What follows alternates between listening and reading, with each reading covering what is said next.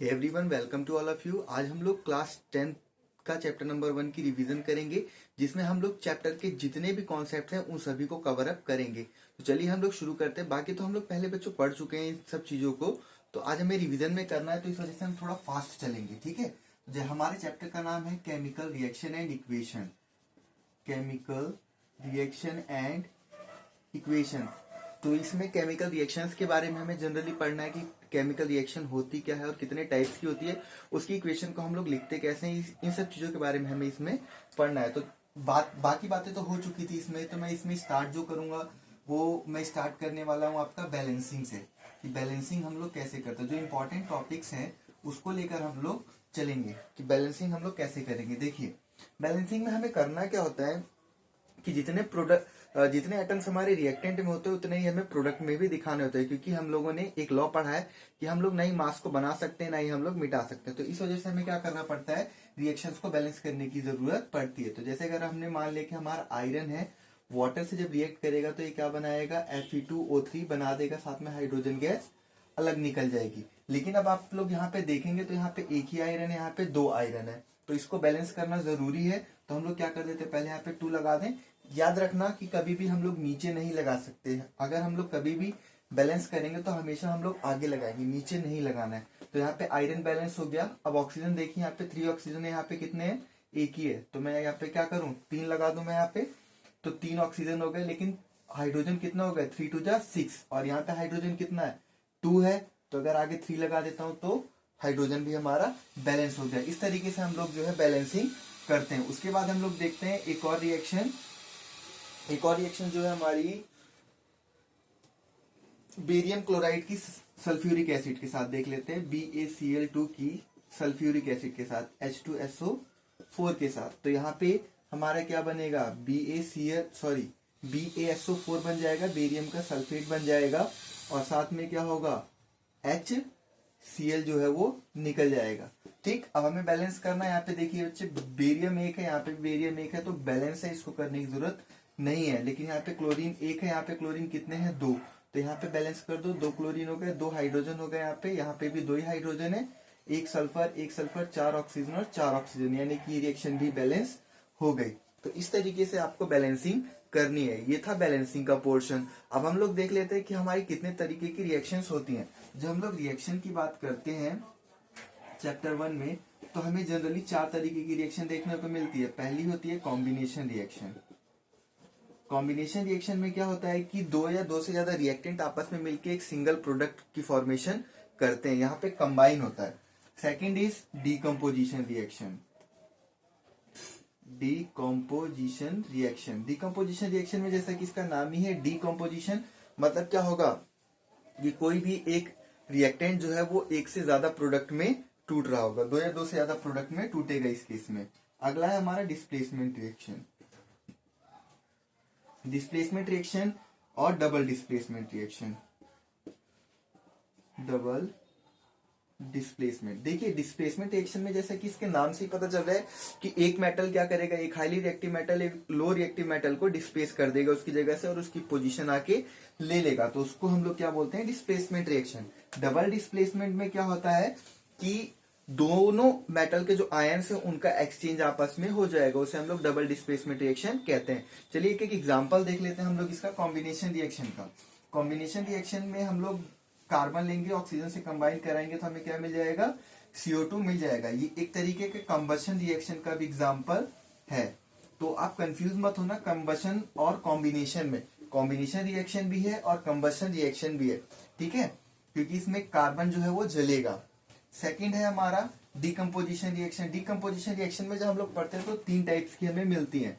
Decomposition किसी भी reactant का 3 तरीके से होता है। एक तो होगा थर्मल डिकम्पोजिशन, दूसरा होगा फोटोलाइटिक डिकम्पोजिशन, तीसरा होगा इलेक्ट्रोलाइटिक डिकम्पोजिशन।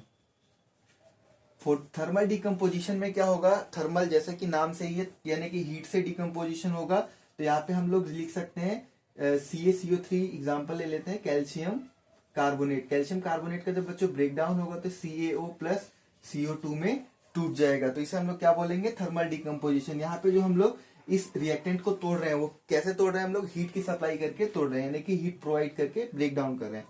अगला है फोटोलाइटिक डिकम्पोजिशन। फोटोलाइटिक डिकम्पोजिशन में जैसे हमने AgBr मान ले लिया, ठीक है, सिल्वर ब्रोमाइड, तो सिल्वर ब्रोमाइड किस में टूटेगा? Ag प्लस Br2 में टूट जाएगा, ठीक है। तो ये हमारा क्या होता है? ये हमारा होता है बच्चों फोटोलाइटिक डिकम्पोजिशन। मीन्स ऐसे कंपाउंड जो कि लाइट की प्रेजेंस में आते ही उसके अंदर ब्रेक डाउन होना शुरू हो जाए, उसे हम लोग फोटोलाइटिक डिकम्पोजिशन कहते हैं। Now third is electrolytic decomposition. Electrolytic decomposition हमारा वाटर में होता है। अगर हम इसको ब्रेक डाउन करेंगे तो ये H2 प्लस O2 में ब्रेक डाउन हो जाता है। तो ये तीनों एग्जाम्पल थे हमारे डिकम्पोजिशन रिएक्शन के। Now come to displacement reaction. Displacement reaction में अगर हमने मान लिया कि हमने यहाँ पे कॉपर का सल्फेट लिया है, साथ में अगर उसके अंदर हम लोगों ने आयरन डाल दिया, तो आयरन क्या करेगा? कॉपर को यहाँ से डिस्प्लेस कर देगा और उसकी जगह आके ले लेगा, तो क्या बना देगा? फेरस का सल्फेट बना देगा, FeSO4 बना देगा, साथ में जो कॉपर है वो क्या हो जाएगा? यहाँ से अलग हो जाएगा। तो ये क्या हो गया? Displacement reaction. इसमें यहाँ पे आयरन ने क्या किया? कॉपर को डिस्प्लेस करके उसकी जगह ले ली। Now come to double displacement reaction. Double displacement reaction में हमारे पास क्या है? बेरियम क्लोराइड है, साथ में Na2SO4 है, सोडियम का सल्फेट है।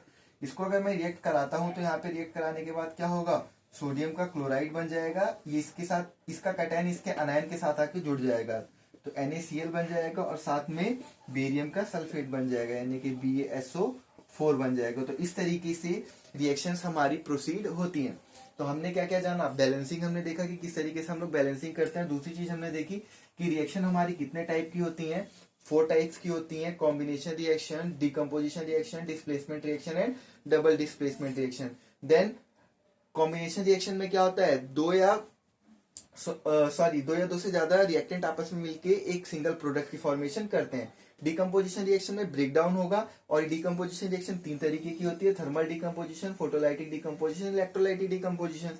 डिस्प्लेसमेंट रिएक्शन में आपको बताया कि मैंने एक मेटल जो है हाईली रिएक्टिव, वो लो रिएक्टिव मेटल को डिस्प्लेस करके उसकी जगह ले लेगा, तो उसे हम लोग डिस्प्लेसमेंट रिएक्शन कहते हैं। डबल डिस्प्लेसमेंट रिएक्शन में आयंस का एक्सचेंज हो जाता है किसी दो कंपाउंड्स के बीच में। तो यहाँ पे हमारे पास बेरियम क्लोराइड था, सोडियम सल्फेट था, तो बेरियम पॉजिटिव, क्लोरीन नेगेटिव में है, ये भी पॉजिटिव नेगेटिव, तो ये इसका कैटायन इसके एनायन के साथ कंबाइन हो जाएगा, इसका कैटायन इसके एनायन के साथ कंबाइन हो जाएगा, और NaCl यानी कि सोडियम क्लोराइड और बेरियम का सल्फेट की फॉर्मेशन कर देगा। इस चैप्टर में एक और टॉपिक है, उसके बारे में भी हम लोग बात कर लेते हैं इसी में। चलिए, अगर आप लोगों को बैलेंसिंग वगैरह में प्रॉब्लम है तो आप लोग कमेंट सेक्शन में बता सकते हैं कि बैलेंसिंग में प्रॉब्लम है, मैं आपको सेपरेट वीडियो बैलेंसिंग के ऊपर बना के दे दूंगा। अगला देखिए हमारा जो है वो है रेंसिडिटी और कोरोजन एंड कोरोजन, ये दो चीजें हैं। इन दोनों को हम लोग कैसे समझेंगे? रेंसिडिटी का मतलब क्या होता है? देखिए, आपको इतना ही लिखना होगा अगर एग्जाम में आता है, वैसे तो शायद ये टॉपिक जो है वो कर चुका है, लेकिन आप लोग एक बार फिर भी देख लीजिए। रेंसिडिटी में क्या होता है कि जितने भी हमारे फैट कंटेनिंग आइटम्स होते हैं, लाइक चिप्स, बिस्किट और ऑयली जितना भी सब्सटेंस होता है, वो जब एयर के कांटेक्ट में आता है, तो एयर के कांटेक्ट में आने के बाद क्या हो जाता है कि वो उसके अंदर से स्मेल आने लग जाती है। मीन्स वो चीज जो है वो खराब हो जाती है, खाने लायक नहीं रहती, उसी को हम लोग रेंसिडिटी बोलते हैं। Next is corrosion. और देखिए, रेंसिडिटी से हम लोग बचा कैसे सकते हैं अपनी चीजों को? रेंसिडिटी से बचाने के लिए हम क्या करते हैं? नाइट्रोजन गैस फिल करा देते हैं चिप्स के पैकेट में, ताकि क्योंकि नाइट्रोजन एक नॉन रिएक्टिव गैस होती है, इसीलिए हम लोग क्या करते हैं? चिप्स के पैकेट में फिल कर देते हैं, ताकि हमारा चिप्स वगैरह जो है वो खराब ना हो। अगला टॉपिक हमारा कोरोजन। कोरोजन में क्या होता है कि जब भी कोई मेटेलिक आइटम लॉन्ग टाइम तक एयर के एक्सपोजर में रखा रहता है या एटमॉस्फेयर में रखा रहता है, तो हवा में मॉइस्चर की वजह से क्या होता है? वो रिएक्ट कर जाता है और ऑक्साइड की फॉर्मेशन कर देता है, जिसकी वजह से काफी नुकसान होता है। एग्जाम में आपको पूछ सकता है कि भाई नुकसान क्या क्या होता है? जो बाहर ब्रिज वगैरह है, डोर्स हैं घर में, इन सब चीजों में नुकसान होता है, क्योंकि ये एयर के कांटेक्ट में, जो एयर से कांटेक्ट करती हैं और हवा में मॉइस्चर होता है, जिससे वो रिएक्ट कर जाती हैं और ऑक्साइड की फॉर्मेशन कर देती हैं। और हमें इससे प्रिवेंशन कैसे करनी चाहिए? हमें इससे प्रिवेंशन करने के लिए क्या करते हैं हम लोग? इसके ऊपर ऑयलिंग करते हैं, ग्रीसिंग करते हैं, पेंट करते हैं और गैल्वेनाइजेशन करते हैं। और सेपरेटली ये भी पूछा जा सकता है कि गैल्वेनाइजेशन क्या होता है? तो गैल्वेनाइजेशन एक प्रोसेस होती है जिसमें जिंक की कोटिंग किसी भी मेटल के ऊपर करी जाती है। अब जिंक की कोटिंग ही क्यों करी जाती है ये पूछेगा, तो जिंक क्या है? एक सेल्फ सेक्रीफाइसिंग मेटल है, जो कि खुद रिड्यूस हो जाता है, खुद खत्म हो जाता है, लेकिन मेटल को वो बचा के रखता है। तो इस तरीके से आपको क्वेश्चन आ सकते हैं। एक और चीज रह गई है यहाँ पे, वो है आपका रेडॉक्स रिएक्शन, यानी कि रिडक्शन और ऑक्सीडेशन। देखिए, कभी भी कभी भी कोई भी ऐसी रिएक्शन है जिसमें क्या होता है, ऑक्सीजन का गेन हो रहा हो, ऑक्सीजन का गेन हो रहा हो और हाइड्रोजन का रिमूवल हो रहा हो, मीन्स ऑक्सीजन आके ऐड हो या हाइड्रोजन रिमूव हो, तो उस केस में क्या होगा, ऑक्सीडेशन होगा। ठीक है। और कोई भी ऐसी रिएक्शन जिसमें ऑक्सीजन निकल रहा है और हाइड्रोजन आके ऐड हो रहा है, वो क्या कहलाएगा, आपका रिडक्शन कहलाएगा। ठीक है। ये भी आप लोग याद रखेंगे, बहुत इंपॉर्टेंट टॉपिक्स में से है। आई होप आप लोगों को अच्छी तरीके से समझ में आया हो। बाकी हम लोग क्वेश्चन वाली क्लास जो है वो नेक्स्ट क्लास में कवर अप करेंगे। Thank you for watching the video.